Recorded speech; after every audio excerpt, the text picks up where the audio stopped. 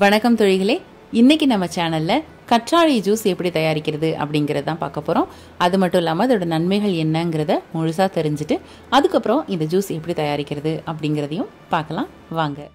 இது பொதுவா எங்கனாலுமே வளரக்கூடியதான். ஒரு சின்ன பீஸ் எடுத்து நம்ம மண்ணில் வச்சாலே அது நல்லா படர்ந்து வளரக்கூடிய ஒரு செடி தான் இது. கண்டிப்பா எல்லார் வீட்லயும் இருக்கக்கூடிய ஒன்றும் கூட.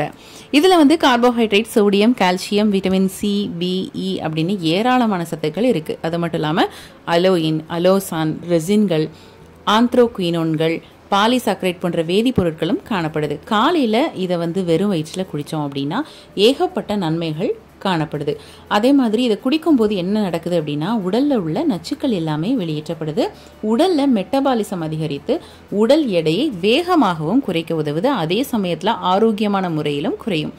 மாதவிடாய் கோளாறு இருந்துச்சு அப்படின்னா அதை கண்டிப்பா இது சரி பண்ணும். அதே மாதிரி மலச்சிக்கல், உடல் உஷ்ணம், வயிற்று கோளாறுகள் சரியாகுது. இரத்த குளுக்கோஸ் அளவை இதை குறைக்க உதவுறதுனால நீரிழிவு நோய்க்கு சிறந்த மருந்தா இது செயல்படுது. கொலஸ்ட்ரால் மற்றும் ட்ரைகிளிசரைடை குறைக்க இது உதவுது. இரைப்பை, குடல் போன்ற வயிறு சம்பந்தப்பட்ட அனைத்து பிரச்சனைகளையும் இது சரி செய்ய ஹெல்ப் பண்ணுது.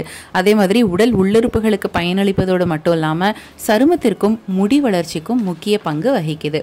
அதே மாதிரி இது நீரேற்றமாக நம்மளை வச்சிருக்கிறதுனால ஒட்டுமொத்த ஆரோக்கியத்திற்கும் உதவி, சருமத்தின் தோற்றத்தையும் உயிர் சக்தியையும் இது மேம்படுத்துது.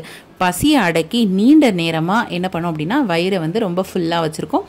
இதனால வெயிட் லாஸுக்கு ரொம்பவே ஹெல்ப் பண்ணும்.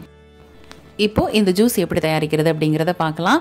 இதில் ஒரு பீஸ் அளவுக்கு நம்ம கத்தாழை எடுத்துக்கலாம். நல்லா வாஷ் பண்ணிவிட்டு அந்த மேலுள்ள தோலியை எடுத்துட்டு அதுக்கு உள்ளே இருக்கிற ஜெல்லை மட்டும் நம்ம யூஸ் பண்ண போகிறோம். இது ரொம்ப எடுத்துக்கிட்டீங்க அப்படின்னா கண்டிப்பாக சளி பிடிக்கும். அதனால் சைனஸ் ப்ராப்ளம் இருக்கிறவங்க கண்டிப்பாக இதை தவிர்த்துக்கோங்க. உள்ளே இருக்கிற அந்த ஜெல்லை மட்டும் எடுத்துட்டு கண்டிப்பாக 7லேருந்து ஒரு 10 தடவைக்கு நம்ம இதை வாஷ் பண்ணி ஆகணும். அப்படியே குடிச்சிட்டிங்க அப்படின்னா வயிற்றுப்போக்கு, வாந்தி இந்த மாதிரி பிரச்சனைகள் கண்டிப்பாக ஏற்படும். அதனால் இதை ஒரு 7 தடவை நல்லா வேறு தண்ணியில் விட்டு நல்லா அலசி எடுத்துக்கோங்க. 1 டீஸ்பூன் அளவுக்கு வர்ற மாதிரி பார்த்துக்கோங்க. இதை இப்போ நம்ம மிக்ஸி ஜாரில் போட்டுக்கலாம். இது கூட ஒரு துண்டு அளவுக்கு இஞ்சி எடுத்துக்கலாம். அரை எலுமிச்சம்பழம் அளவுக்கு சாறு புழிஞ்சுக்கலாம். இது கூட ஒரு 1/4 டம்ளர் அளவுக்கு தண்ணி சேர்த்துட்டு இதை மிக்சியில் மையா அரைச்சி எடுத்ததுக்கப்புறமா நம்ம வடிகட்டி எடுத்துக்கலாம்.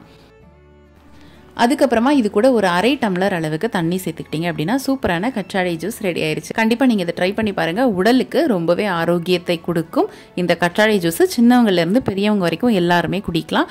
ஆனால் சளி இருக்கிறவங்க, சைனஸ் ப்ராப்ளம் இருக்கிறவங்க கண்டிப்பாக எடுக்காதீங்க. ஏன்னா இது ரொம்ப குளிர்ச்சி அப்படிங்கிறதுனால உங்களோட மருத்துவரோட ஆலோசனைப்படி நீங்கள் இதை எடுத்துக்கோங்க.